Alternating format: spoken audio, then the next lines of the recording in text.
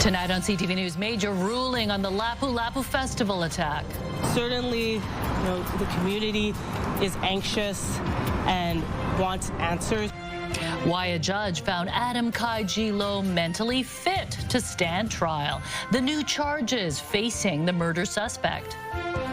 Everyone got down. Everyone was so scared. Deadly political violence. Canadian politicians respond to the shocking murder of a major figure in U.S. conservative politics. The tenant straight up lied to me first, but then he bailed. He just disappeared. Another condo owner duped by their tenant who posted the suite on Airbnb. Her calls for the company and government to crack down.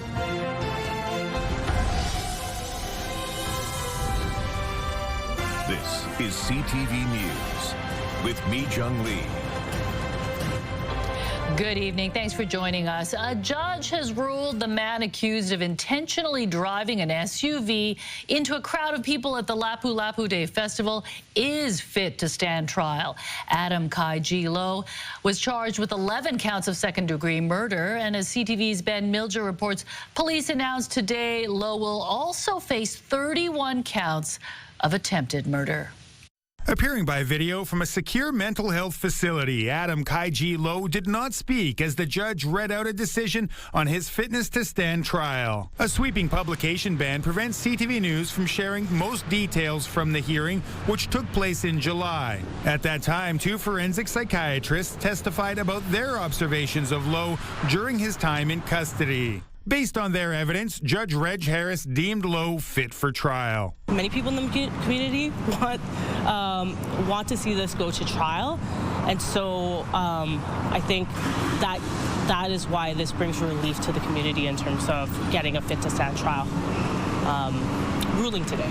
Low is accused of killing 11 people by intentionally driving an SUV into a crowd at the Lapu-Lapu Day Festival in April. Those killed range in age from 5 to 65 years old. I don't think there's anything that can be said to the family members to help alleviate their pain. The people who've been lost, who've died, they will carry that grief forever. Dozens more were hurt in the vehicle attack, some with life-altering injuries. Wednesday, Vancouver police announced Low faces 31 counts of attempted murder, in addition to the 11 counts of second-degree murder already laid. In his reasons for finding Low fit, Judge Harris said he was able to understand the court proceedings and communicate clearly with his lawyer. Criminal lawyer Sarah Lehman, who is not involved in the case, says those are critical elements in a fitness hearing. It has to do with their ability to appreciate today what they're facing in terms of charges,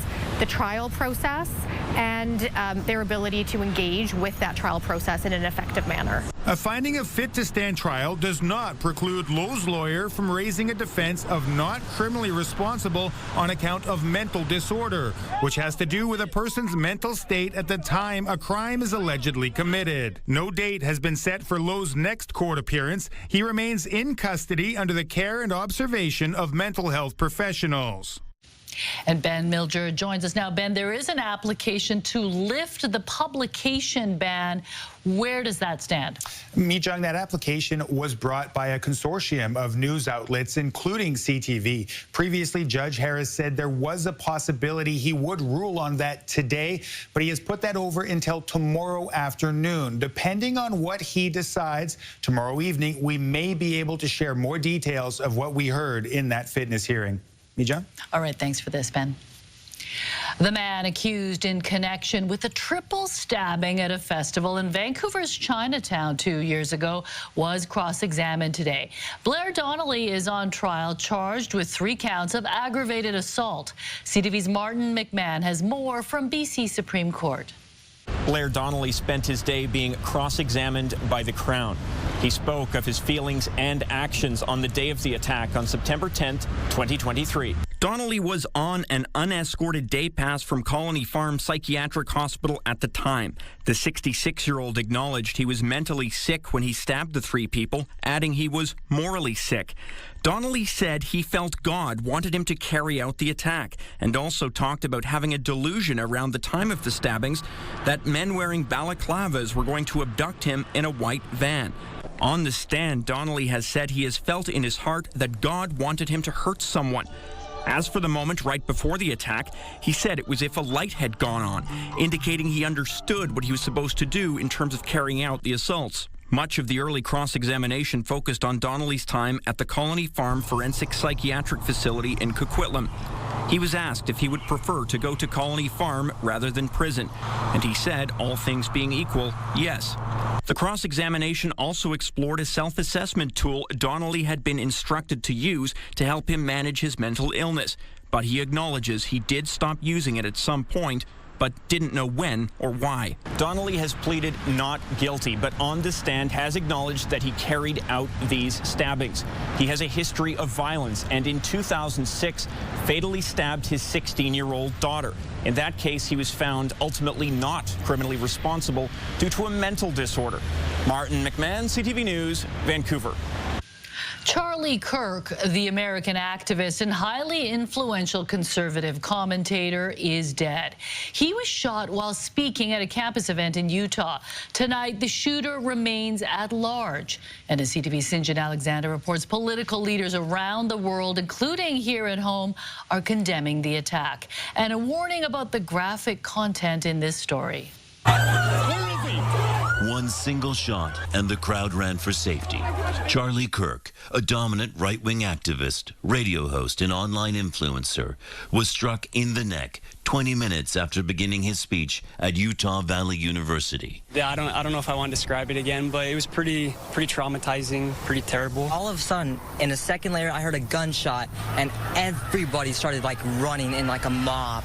A staunch supporter of Donald Trump, the 31-year-old co-founded Turning Point USA, a group that advocates for conservative politics in U.S. schools. Kirk's killing drew outrage from politicians of all parties. Conservative, liberal, whatever you are, you shouldn't be shot. There's no place in this society. This is what happens in third world countries. Obama called it despicable, Biden that it must end now, and BC's conservative leader tweeted he was deeply disturbed. Please rise for a moment of prayer for Charlie Kirk and his family. As flags were lowered at the White House, law officials announced a man has been arrested. We have a person of interest in custody that is being interviewed right now. I cried when I found out he died. So all of us have got to work together and de-escalate the hate and the rhetoric in this country. Kirk was a father of two. His death appears to have drawn some consensus among left and right. Alarm over the rise of political violence in the U.S. St. John Alexander, CTV News, Vancouver.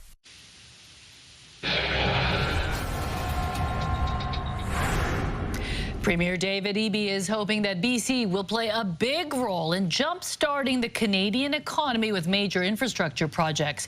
Tomorrow, the Prime Minister will reveal the first projects to get the green light to be fast-tracked. But Indigenous leaders are warning that consulting with First Nations can't be sacrificed. CTV Legislative Bureau Chief Rob Buffum reports. After much anticipation, Ottawa will unveil on Thursday its list of major projects deemed in the national interest. Tomorrow, we'll announce the first tranche, the first batch of these projects. Projects that will increase Canada's independence, boost our economy, align with the interests of Indigenous peoples, and advance our climate goals. The Prime Minister has sought pitches from the provinces for energy and infrastructure builds that would help the country face the economic headwinds of its U.S. trade war, and which will be streamlined in environmental, Indigenous, and regulatory approvals. Plus, likely receive federal funding. BC has repeatedly said it should lead the way. I expect a significant number of BC projects on that major project list. If they're not, I will be not just deeply disappointed, but it will let down all Canadians. Alberta has pushed for an oil pipeline through BC. It's rumored that pitch made the draft long list, but didn't make the cut for tomorrow. In BC, it's hoped LNG expansion, including at the Kitimat facility, more critical mineral mines, and hydroelectric transmission lines connecting the Yukon and Alberta will get approvals. To build that one Canadian economy turbocharged by major nation-building projects that connect our regions, that diversify our products, that build new markets and create those hundreds of thousands of high-paying careers. Carney announced the creation of an Indigenous Advisory Council Wednesday. Not good enough, say BC First Nations leaders who worry these projects will get rammed through. There's absolutely a deep, grave concern about both the government of Canada and the government of British Columbia simply moving ahead without free, prior, and informed consent. If a pipeline isn't announced tomorrow, it's not off the table. A second set of projects will be announced before the Grey Cup in November. And Rob Buffum joins us live from Victoria. Rob, what are environmental groups saying about tomorrow's announcement? Amazing. I spoke to Jeremy Valeria with the Green Party. He said his party will be very upset if there are any LNG projects as part of the list. So while there's a lot of anticipation about what we find out tomorrow, and some groups and people will be happy, undoubtedly there's going to be groups who are quite upset. Mi Jung. And we'll be watching that. Thank you, Rob. Drivers in Metro Vancouver woke up to some pain at the pump today. Prices could be seen as high as $191.9 per liter at stations around Metro Vancouver. That's a jump of about 8 cents per liter from yesterday, and the highest price since March 30th, according to gaswizard.ca. Analyst Dan McTague blames the spike on the shutdown of a pipeline in Washington state for maintenance. He says the shutdown should be done by the end of the week, and prices should start going down next week. There is pushback tonight from BC's Filipino community over comments Premier David Eby made about temporary foreign workers. As CTV's Brendan Strain reports, they say they are feeling betrayed, and without those workers, some businesses will struggle to stay open. What we are seeing is politics being played out over policy. Restaurants Canada, a national advocacy group that represents the food service industry, is calling out Premier David Eby after these words last week, taking aim at the temporary foreign worker program. That program needs to be either reformed significantly or canceled. He went on to say that temporary foreign workers are flocking to food banks and homeless shelters. Young people are facing challenges getting into the employment market. The president of Restaurants Canada says the food service industry is where many young people begin their working careers, and her stats don't align with the Premier's. Temporary foreign workers make up 3% of the food service workforce nationally, and they make up 1% of the total workforce in British Columbia. We actually feel betrayed. There's a heavy cloud over Victoria's Philippine Bayanihan Cultural Center today. Roughly 5,000 temporary foreign workers rely on the center for community, and many are now questioning what their futures will be after working so hard to build life in Canada. Because when they go back, what's going to happen to them? They don't have a house, they don't have a job, and where are they going to be? So they have to start again all over. The president of the Cultural Center says many of those TFWs are filling gaps in Victoria's workforce, including the service industry, retail, and home health care. Sectors that are on the lower side of the pay scale. Industries that business owners struggle to find workers for. Industry in here will be crushed, right? If the program was to be scrapped, it would be up to the federal government to make that call. The Filipino community says if that happens, those that are already here should be allowed to stay. They are qualified, they should be able to stay in Canada, and that's what they should do. For now, much of the political speak has many concerned, including those in the restaurant industry, who say temporary foreign workers are keeping Canada's economy afloat. Brendan Strain, CTV News, Victoria. Are you protected by insurance if life gets in the way? A new survey suggests half of British Columbians are not. The numbers come from a new report from Angus Reid and Policy Me. It says 50% of people in BC don't have life insurance or aren't sure if they do, the highest level in the country. Of those, 34% say it's too expensive, while 27% they say they don't need it, and it doesn't look like much will change in the near future. 71% of uninsured British Columbians say they have no plans to buy life insurance in the next 5 years. From a basement suite to a brand new luxury home, meet the Delta woman crying tears of joy as she toured her new house, the PNE Prize Home. Also ahead. I really don't know how I can be protected from the same case scenario. It makes me nervous. Another condo owner speaks with CTV about their tenant illegally posting the suite on Airbnb. Who's enforcing the rules when a landlord gets duped? When CTV News continues, stay with us. Last night, we brought you the story of a Vancouver condo owner whose long-term tenant illegally listed the unit on Airbnb. Tonight, we speak to another victim of the same scheme. She says the short-term rental platform did nothing to help and wants a city and province to investigate what she suspects is a coordinated criminal enterprise. CTV's Shannon Patterson has the exclusive story.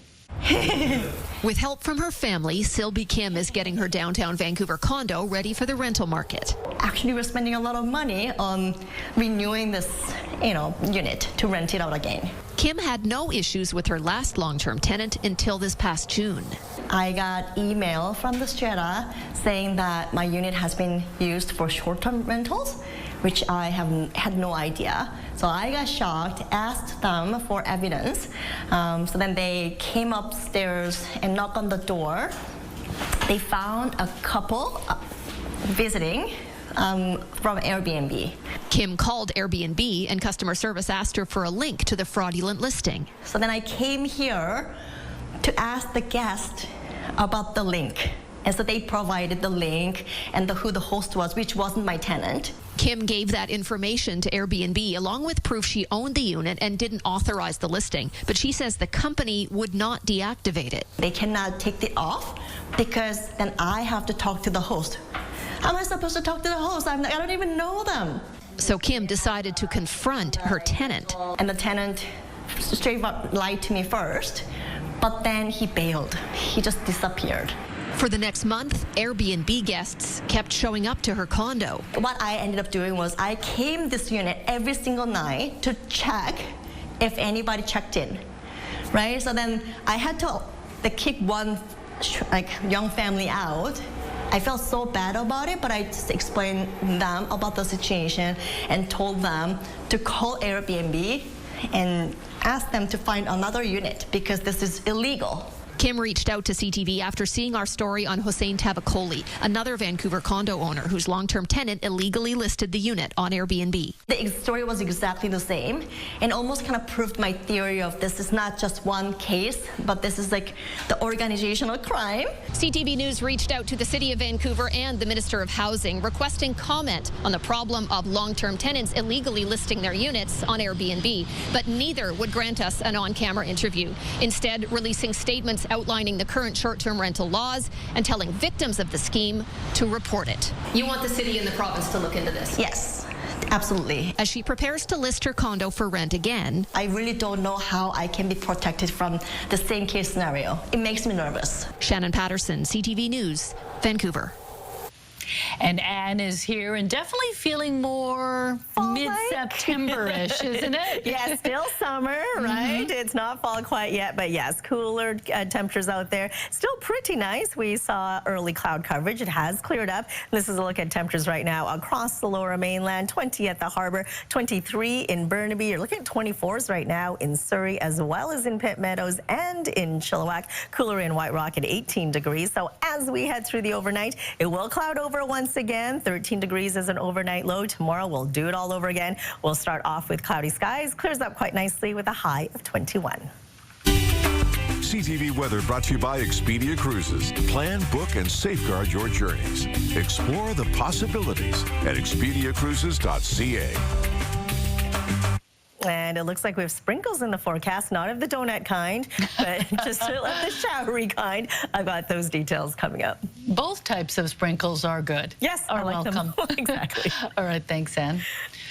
Alberta's highest court rules on the man who killed 5 people at a house party in Calgary. Should he be given more freedom? Also ahead. I've had a lot of tears over this, a lot of anger. Police have confirmed Jessica Cunningham's remains were found in her Maple Ridge home. Advocates say this could be the deadliest year for women in BC. That's ahead.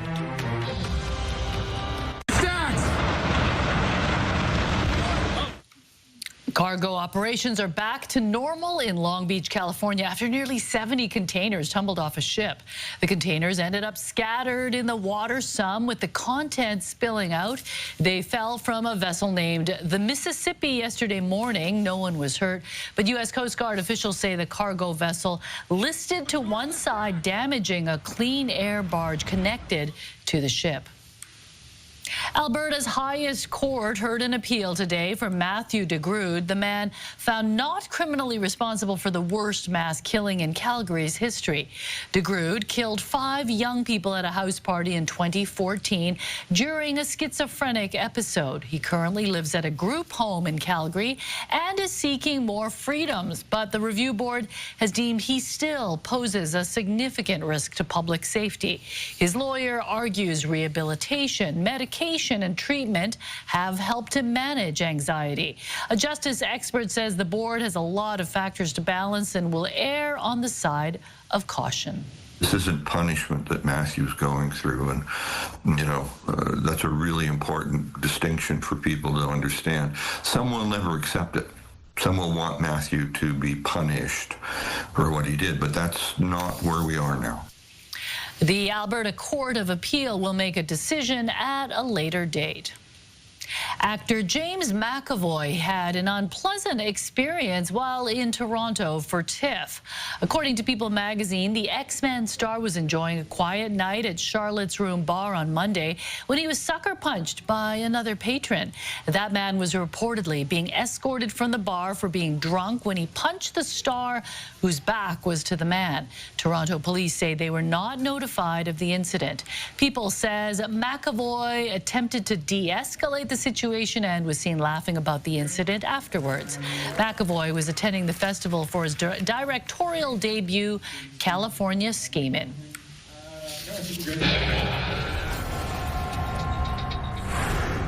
Friends and family are now speaking out after police confirm the woman found dead at a home in Maple Ridge was 43-year-old Jessica Cunningham. Cunningham had been missing since June, and her partner has been charged with indignity to human remains. As CTV's Dimitri Maragos reports, it comes as advocates say violence against women is on the rise. The sound of tears echoed through the neighborhood where Jessica Cunningham once lived. I feel like a giant piece of me has been pulled out. Friends and family leaving candles and flowers honoring Cunningham's memory. I've had a lot of tears over this, a lot of anger. It didn't have to turn out this way. Chrissy Rasco, a friend of Cunningham's for over a decade, planned Sunday night's vigil. It was the only way to be able to have her see a light at the end of this. It was an honor to do it. Homicide investigators confirmed on Monday that the human remains found at the residential property in Maple Ridge, BC, were Jessica Cunningham. One man has been charged with indignity to human remains in relation to the discovery. The charge against Miley Barron was laid on August 27th, according to iHit. The fact is, we know it's Jessica now. We know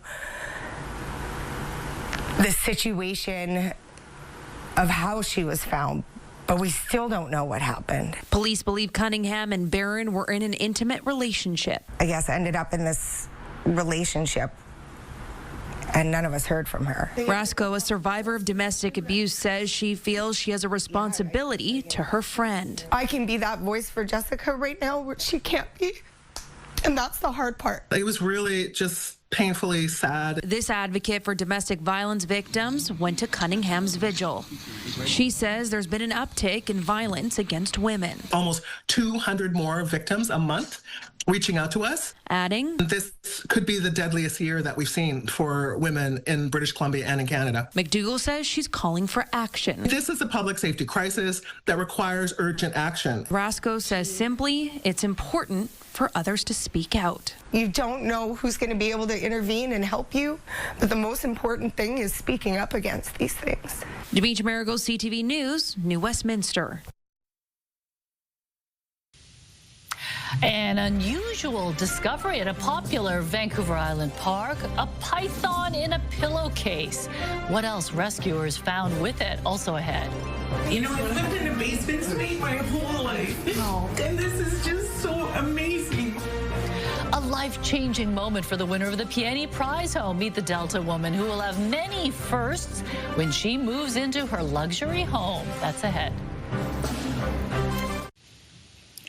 It is one of the best pieces of evidence to date about the possibility that Mars once harbored life. A rock sample collected from a dry river channel by NASA's rover last summer contains potential signs of ancient microscopic life.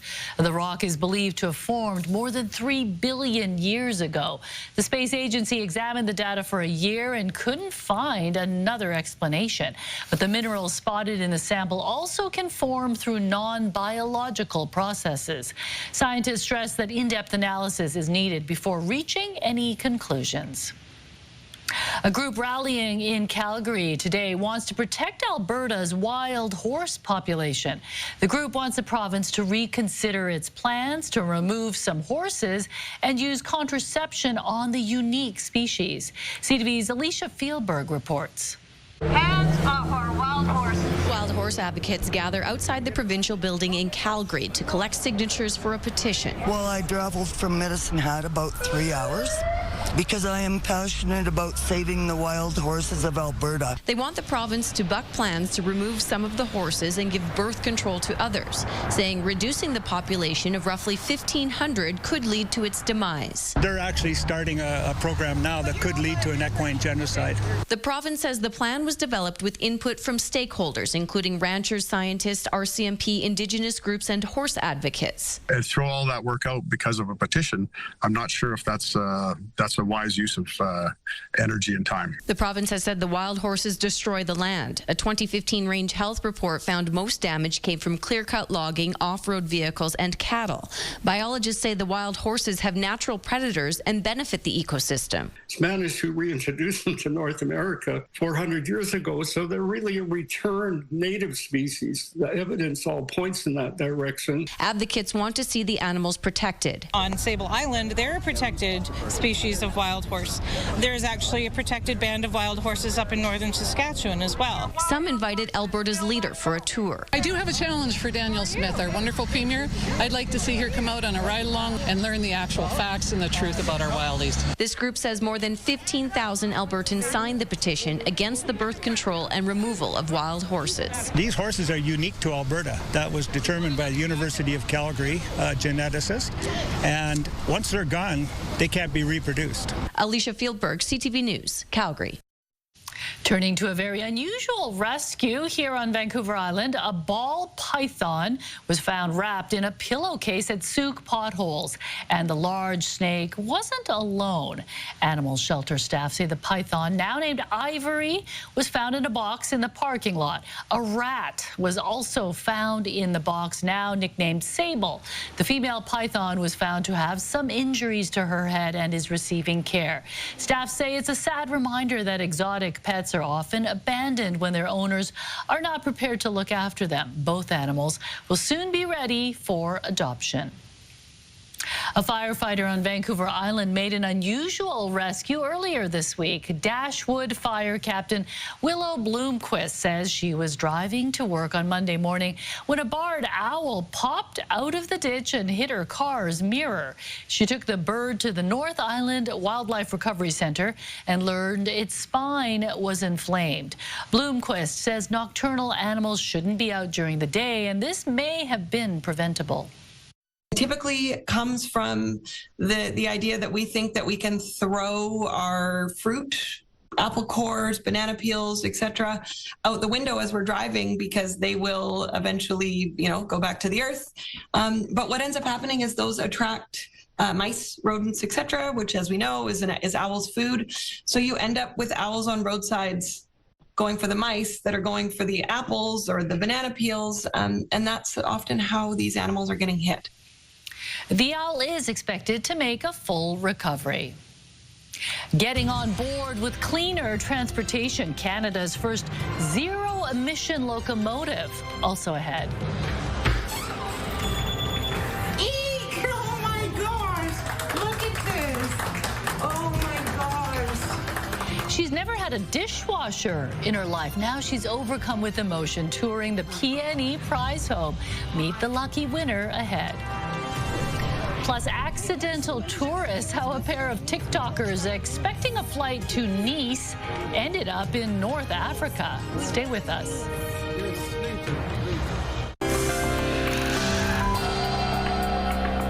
Taking a look at today's markets, the Canadian dollar is down, trading just over 72 cents US. Oil is up by a little more than $1, trading around $63 US a barrel. Gold saw a drop of just 20 cents. And on the stock market, the TSX gained 116 points, while the Dow Jones lost 220 points on the day. Canada's first ever battery-powered locomotive has been unveiled in Edmonton. Can-Do Rail developed the zero-emission locomotive. The lithium-ion train has a 10-year life cycle similar to a diesel locomotive. The company says it will be used primarily for in-yard operations. The locomotive is charged the same way as an electric vehicle. There are 110 locomotives in the fleet. Turning now to a travel mishap that has gone viral. 2 American women thought they were flying to Nice, France, but instead ended up on an entirely different continent. Where's Tunisia? I don't know. Is that Africa? I don't know, Brittany. The pair missed their original flight, and an airline agent rebooked them, only this time the ticket read Tunis, not Nice. And they didn't realize that error until they were already on the plane. So instead of the French Riviera, they landed in North Africa. They struggled with a language barrier while trying to get on another flight back to Europe, but eventually got it sorted out. Everyone's saying, oh, how did you not know that you were going to Nice? We didn't look at any screens. I think something that we learned is honestly to just enjoy the moment. Just roll with it. Just to laugh about it. Life's life. Don't take it too seriously.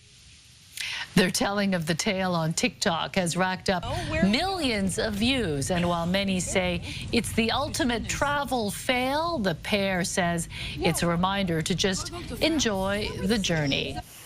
Hard to believe that they didn't know they were going to Tunis instead of Nice. So many questions. Maybe they said, I want to go to Tunis. And then it sounds like Nice. Exactly. Yeah. So they just typed in Tunis. But the journey is the destination after all, right? Exactly. And they weren't too far away. At least they're in North Africa. Exactly. They should, bask in the sun, enjoy it.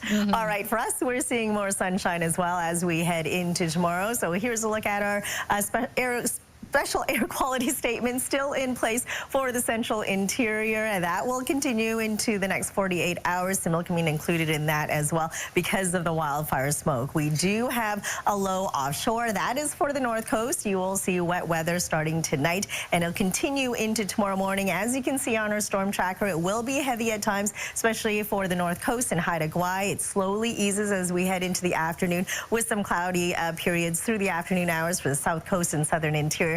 We will still enjoy another sunshiny day. So lots of sunshine with a chance of afternoon thunder showers for Revelstoke and Nelson tomorrow. Your provincial forecast will be popping up at the bottom of your screen right there. Port Hardy, overcast skies with a high of 18 degrees. Mostly sunny skies once again. For Campbell River and Comox, you'll see a high of 23. For the South Island, mostly cloudy skies. For Tofino, you'll get some sunny breaks in there with a high of 18. Mix of sun and cloud in Port Alberni warming up to 26s. Other than that, mostly sunny skies from Nanaimo right down to Victoria. You're looking at temperatures between 19 and 23 degrees. A few early morning showers starting off the day for the Sunshine Coast. Clears up with a high of 22 degrees. Warmer up the Sea to Sky Highway. You'll see a mix of sun and cloud for Squamish. Lots of sunshine for Whistler, both with 24 degrees. And for us across the lower mainland, we will start off cloudy. It does clear up through the afternoon with temperatures between 21 near the water, 23 degrees further inland. Mix of sun and cloud for Friday and Saturday. And then the sprinkles, as I promised, for your donuts. Sunday afternoon into Monday morning before it dries up. Temperatures between 19 and 20 degrees. And then heading into Tuesday, we'll see a mix of sun and cloud once again, 21 degrees. And then on Wednesday, cloudy skies with a few showers in there as well with a high of 23. CTV weather brought to you by Expedia Cruises for air, land, and sea vacations. So not too bad at all heading into the weekend, but not a complete washout either for those who don't like the rain or the showers. Yeah, and I don't mind it just a little cooler or, you know, low 20s. Yes, not exactly. too bad at Very all. comfortable. Still patio weather. Definitely. Did you buy a ticket to the PNE prize home draw this year? Every year. You did? Yeah. Okay, but I think you got to watch this because this woman really did deserve to win the prize home. So More than me? Yes. Okay. Definitely. Check this out, Anne. Well, there were some tears and lots of smiles as the winner of the PNE prize home got to see inside her new house for the first time. And as CTV's Michelle Bernoro reports, it was especially meaningful to the winner because she's never owned her own place before. Wow, that's all I can say is wow. It's a day of firsts for Delta's Tracy Jackson. Oh my God. Eek! Oh my gosh! Look at this! It's her first look inside the brand new $2.5 million PNE prize home she just won. I never win anything, nothing. It's the first time she's ever owned a home. Lived in a basement suite my whole life. And this is just so amazing. The first time she's had a kitchen with all the extras. No, I never had a dishwasher. The 57-year-old former dispatcher who was forced to go on disability in 2019 after being diagnosed with MS has been buying PNE prize home tickets for 2 decades. She's still in disbelief that this is all hers. I never expected it because my life doesn't work that way, right? My life has never worked that way. And now it's working this way. And I'm just so grateful, so grateful. It's such a thrill for us to be able to watch Tracy see the home for the first time and really understand the impact that it has on her as an individual.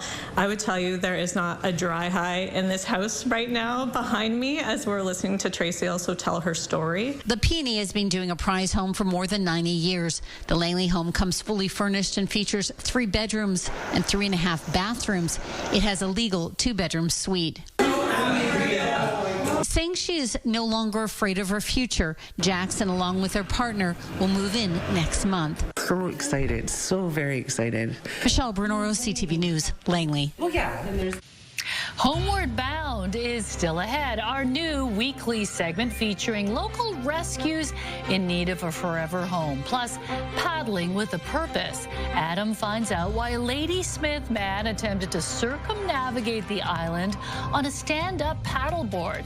Coming up on the Sawatsky Sign-Off. Right now, here's a preview of CTV Morning Live. It's the story of the most popular premier in BC history, in the words of John Horgan himself. Thursday on CTV Morning Live, we dive into Horgan's memoir, written before his passing, and the stories of his character and career. Also celebrating Canada's hero, how the Terry Fox Foundation is marking the 45th anniversary of the Marathon of Hope. Plus, she rose to fame after being spotted in the crowd at a BC Lions game, how the team is celebrating Pamela Anderson. We'll see you in the morning. News, weather, and traffic. It's everything you need. CTV Morning Live, weekdays 6 to 9.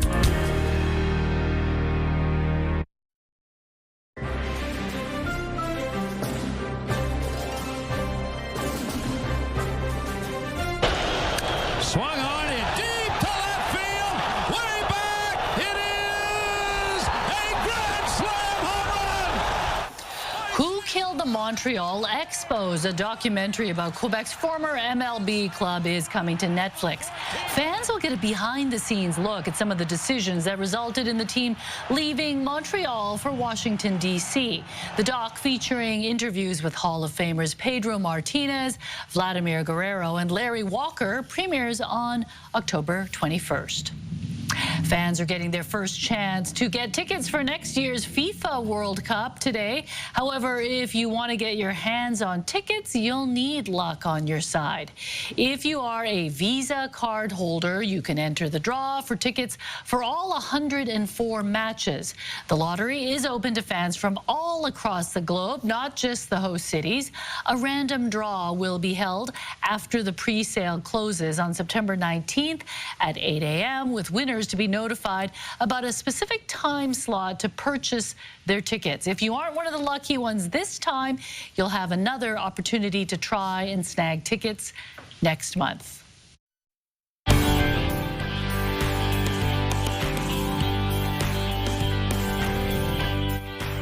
Well, it's time for Homeward Bound, a new weekly segment where we introduce you to furry friends from local rescues who are looking for their forever home. Here are some cats and dogs that are ready to adopt from the BC SPCA. First up is Emmy, an 8-year-old boxer mix. The SPCA says she's incredibly affectionate. She likes the camera and develops deep bonds with her people. Emmy can get a little anxious when she's left alone for too long, so she's best suited to a home where someone is around most of the time. Emmy's available for adoption at the SPCA's Richmond Centre. Aw, and Olive and Popeye are two bonded tabbies looking for a home together. The orange one is Olive. She's described as confident and independent, while Popeye is the gentle guy who loves attention. They're both 10 years old and up for adoption at the Richmond Animal Centre. Aw. Well, Lady and Winchester are another inseparable pair that come as a package. That means double the snuggles for a new family that can manage their ongoing medical needs. The SPCA says these two are staff favorites, full of love, life, and loyalty. They're available for adoption at the West Vancouver Centre. So cute. Well, you know what it's like to have two dogs. Yes. You like them as a pair? It's like 1.5, and they keep each other busy, so it's very nice to have two. Okay, well, for more information, you can head to adopt.spca.bc.ca. We'll get to the Sawatsky sign-off in a moment. First, Yasmin has a look ahead to your late news. Well, we're just getting some breaking news out of Burnaby that we will be following a possible shooting in the area there. We'll have those details for you tonight. As well, we are going to be tracking the development for West Group. They have pulled out of a major project. What it means for the struggling condo industry, we hear from the BC Real Estate Association tonight. All right, thanks a lot, Yasmin. Finally, it's a story of grit, gratitude, and one very long paddle. Adam finds out how a man paddled all the way around Vancouver Island on a stand-up paddleboard and why the journey was about so much more than the distance. On tonight's Sawatsky sign-off.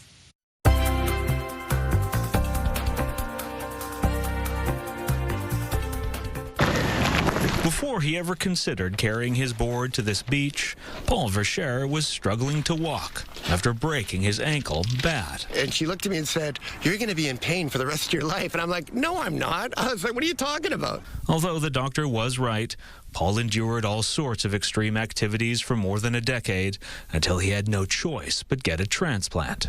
Yeah, it can be depressing. It was horrible, yeah. The man who defined himself by moving was stuck, but supported his mental health by dreaming of doing something special on his stand-up paddleboard when he recovered. A few people have paddleboard sections around Vancouver Island, but no one had ever put it all together. So you're like, I'm going to do that? Yeah.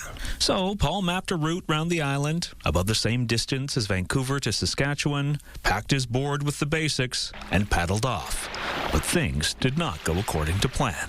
It was pretty scary. I had my butt kicked. He wrote notes like terrified on his map, near the places where he faced waves more than 3 meters high, or headwinds more than 35 knots, or bears who preferred their beaches more empty of people planning to camp there. At the end of the day, I'd be like, wow, there's no day that'll be like the day I just went through. And then the next day arrives, and it's like, hold my beer. But Paul persevered by doing 3 things. First, being motivated to move forward by looking back. Don't look how far you still have to go. Look how far you've already come.